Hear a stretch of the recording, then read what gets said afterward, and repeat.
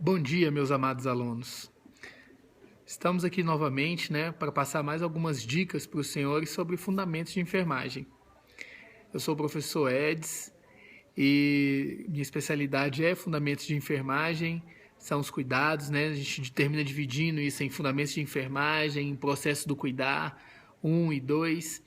E a gente está sempre postando alguns vídeos para ajudar, principalmente os nossos alunos e alguns profissionais aí que, com o passar do tempo, termina esquecendo os detalhes, da técnica, e é importante a gente estar sempre relembrando. Hoje eu vou falar um pouquinho sobre pulsão venosa. Pulsão venosa é uma técnica bem simples, bem tranquila, como quase todas as técnicas na enfermagem, só requer alguns cuidados e alguns princípios básicos, para que a gente não leve ou coloque o paciente em risco de uma contaminação. Porque veja bem, quando eu falo em parenteral ou pulsão venosa, eu estou falando de um procedimento em que vai ser invasivo, eu vou ter que perfurar um vaso sanguíneo. E aí eu tenho que ter alguns cuidados para que eu não empurre um contaminante do meio externo para o meio interno, podendo provocar com isso o que a gente chama de septicemia, que é uma infecção generalizada no sangue.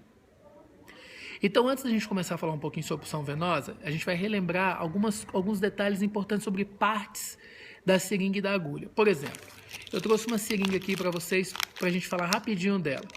A seringa ela vem sempre protegida por um invólucro, então aqui dentro ela termina estando esterilizada. E aí a gente abre a seringa, quando eu vou abrir uma seringa, eu preciso tomar alguns cuidados. Eu não abro pelo lado do bico da seringa, eu sempre abro pelo lado do êmbolo. O fabricante ele já deixa sempre uma orelhinha aqui, para te sinalizar que é desse lado que eu devo abrir. Então veja bem, eu pego a seringa, vou abrir sem rasgar o invólucro, sem furar, A gente nota que os colegas com a prática diária aí costuma pegar e abrir a seringa de qualquer forma, rasgando. Ela não deve ser aberta dessa forma, para que você evite, por exemplo, ficar sobrepondo o contaminante nessa seringa, Então veja bem, eu abri, tiro a seringa pelo lado do êmbolo. A seringa ela é constituída de bico da seringa, o corpo dela, que ela vem sempre graduada. Neste caso aqui, essa seringa é uma seringa de 10 ml. E isso aqui é o êmbolo da seringa. Quando eu vou manusear essa seringa, eu preciso tomar alguns cuidados. Por exemplo, eu evito ficar tocando nessa parte do êmbolo. Eu evito tocar nela para não ter o risco de empurrar um contaminante para dentro do corpo da seringa. Então, eu sempre quando for aspirar, por exemplo, eu posiciono dessa forma, Eu posiciono os 2 dedos no êmbolo e esse outro dedo, o dedo indicador na aba da seringa.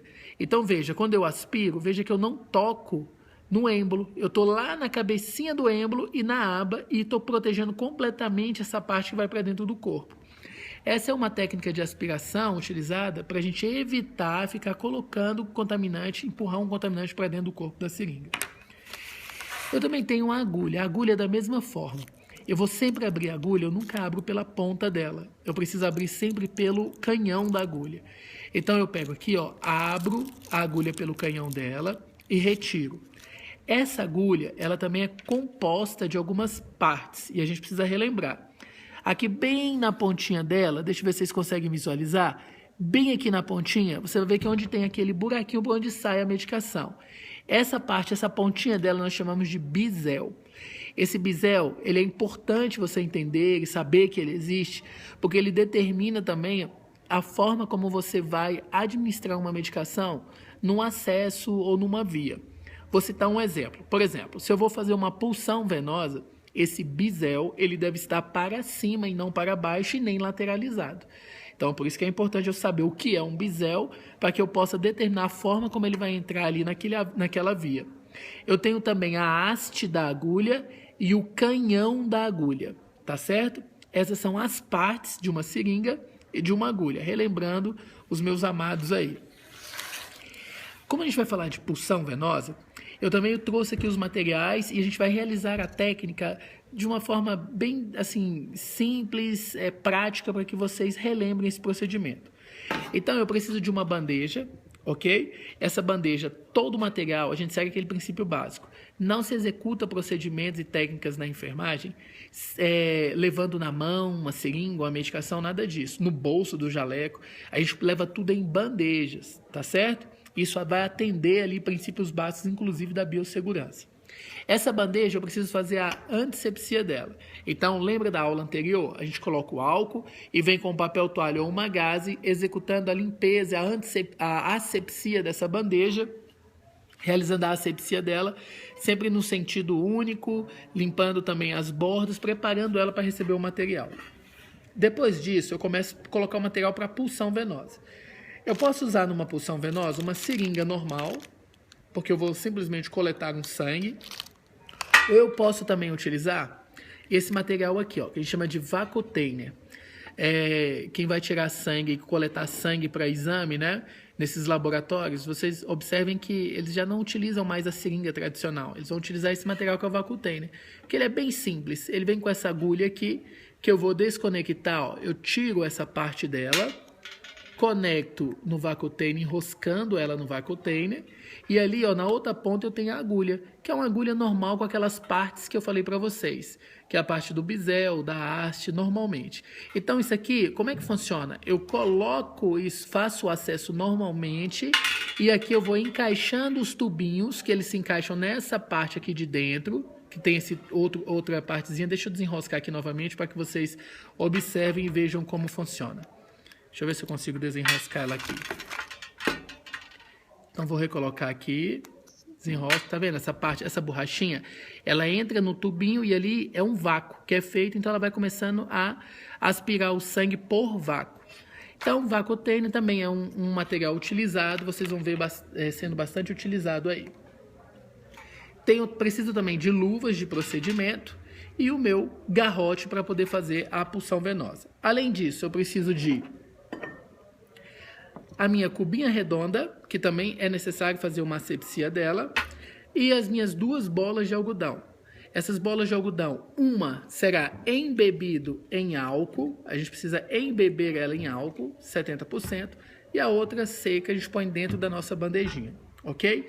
Como é uma coleta de sangue, eu vou fazer uma pulsão venosa, eu também preciso dos meus tubos de ensaio para coletar esse material. Então, são tubos, eu trouxe alguns aqui de exemplo para vocês observarem. Esses tubos vão dentro da bandeja, porque conforme eu for coletando o sangue, eu vou colocando dentro desses tubinhos. Como eu vou fazer num braço aqui sintético, para vocês verem como é feito, eu vou fazer com a seringa. Se eu estivesse utilizando o Vacutainer ele seria posicionado da forma como eu mostrei para vocês, e a gente ia encaixando os tubinhos de ensaio, e ele vai enchendo ali de sangue, eu vou só retirando, colocando. E aqui já vem as etiquetas, onde vai ter o nome, data, hora da coleta, tudo direitinho, identificando quem é o paciente, ok? Então, olha só, vejam bem. Eu vou tentar mostrar aqui para vocês. Deixa eu tentar empurrar esse braço mais próximo possível. E vou mostrar a técnica em si. A técnica em si, ela é composta da seguinte forma. Primeira coisa, eu vou sempre calçar as minhas luvas. Então, vocês já devem estar lembrados das nossas aulas anteriores. A gente tem uma técnica para calçar a luva de procedimento, né? A gente evita ficar sobrepondo o contaminante. Então, eu vou calçar a minha luva de procedimento. Vou pegar o meu garrote. Vou garrotear o braço do meu paciente. Eu sempre garroteio esse braço dele, tentando manter uma distância de até 4 dedos do local onde será feita a pulsão. Então, eu vou garrotear. O garrote também tem uma forma correta de se fazer. O laço do garrote, ele deve ser mantido para cima e não para baixo. Então, veja o que eu faço. Ó. Eu estico o garrote, tranço e olho o laço dele como vai ficar. Ele fica com o laço para cima, dessa forma aqui, ó. Tá certo? Ele nunca fica para baixo. Identifiquei o vaso que será feita a pulsão. Feito a identificação, eu desgarroteio e começo a preparar agora todo o meu material. Vou primeiramente abrir a minha seringa. Lembra que eu disse no início? Eu abro a seringa pelo êmbolo, tiro, conecto na minha agulha, seguro dentro do próprio invólucro e agora eu vou tocar daquela forma na cabeça do êmbolo, na aba da seringa e veja, ó, vou descolar esse êmbolo. Às vezes a seringa tem um pouquinho de tempo que está aqui, e aí ela cola o êmbolo, fica difícil para a gente aspirar lá quando fizer a punção. Então veja, ó, descolei o êmbolo, eu retiro a seringa e protejo o êmbolo. Eu guardo ela dentro do invólucro dessa forma. Volto ela para a bandeja. Agora vou realizar o processo, ó. Garroteio, 4 dedos, laço do garrote para cima. Feito o garrote, vou garrotear o laço para cima. Feito o garroteamento, eu vou observar o melhor acesso. Eu jamais devo ficar batendo o dedo para tornar mais proeminente esse acesso. Isso é um macete que é utilizado que é errado. A gente não deve fazer isso. Eu posso provocar hemólise, a quebra dessas hemácias, dependendo do exame que será feito, isso pode interferir no resultado. Então, o que a gente pode fazer é passar o dedo no acesso, esquentando um pouco esse local, para provocar uma vasodilatação, para melhorar a minha visualização. Esse acesso, às vezes, ele pode ser visível e às vezes eu só posso observá-lo por tato. Observei, vi o acesso. Vou pegar o meu algodão embebido em álcool e vou realizar a antisepsia. A antisepsia, eu coloco ela do meio, giro para cima. A mesma, viro o algodão, giro e passo para cima.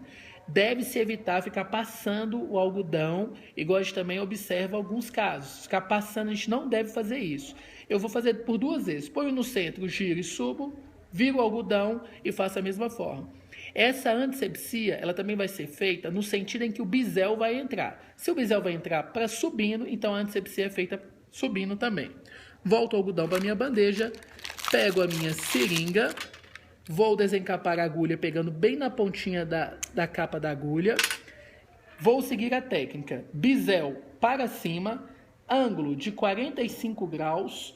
Vou introduzir, veja como é feito, eu introduzo no acesso, entrou o bisel, eu desço para 16, introduzo mais um pouquinho e agora eu vou segurar a seringa dessa forma. Veja como ela é feita, ó. Eu pego esses meus 2 dedos, o indicador e o médio, ponho por baixo da seringa e com o polegar eu travo, para que a agulha não fique entrando e saindo ou se movimentando. E sigo aquela técnica de aspiração que eu falei para vocês. Começou a aspirar um pouquinho, desgarroteia puxando as 2 pontas do garrote e continuo a aspirar. Aspirei, retirei, vou pegar o meu tubo e ali eu vou colocar o sangue ali dentro. Muito fácil essa técnica, não é? A gente está explicando pequenos vídeos mostrando para os senhores. Isso é para ajudá-los nos estudos, nas pesquisas e no aperfeiçoamento de vocês, tá bom? São só pequenas dicas, eu espero estar ajudando. Fica aí o abraço do professor. Se a gente seguir essas técnicas da forma como deve ser feita e da forma como está escrita na bibliografia, quem agradece é o nosso cliente paciente, ok? Um grande beijo no coração. Fiquem com Deus.